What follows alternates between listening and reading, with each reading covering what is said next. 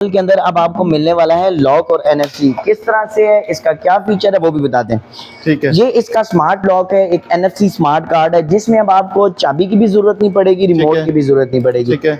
इस कार्ड को आपने मीटर के ऊपर टच करना है। ठीक है। और ये देखें ये स्टार्ट हो गया। ठीक है, RFID सिस्टम बिल्कुल। तो ये स्मार्ट कार्ड है, एनएफसी कार्ड। इसी को दोबारा जब यहाँ पे टच करेंगे तो ये लॉक भी हो जाएगी, मतलब ऑफ हो जाएगी, डिस्कनेक्ट हो जाएगी। ठीक है। अब अगर आप अपनी स्कूटी को रिमोट के जरिए स्टार्ट करना चाहते हैं तो रिमोट के इलेक्ट्रिक बटन को 2 टाइम प्रेस करेंगे, ये स्टार्ट हो गई है।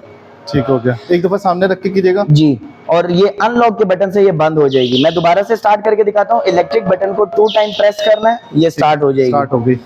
और अनलॉक के बटन को 1 टाइम प्रेस करेंगे तो ये बंद हो जाएगी। अब लॉक के अगर लॉक के बटन को प्रेस करेंगे, ये मैंने लॉक के बटन को प्रेस कर दिया।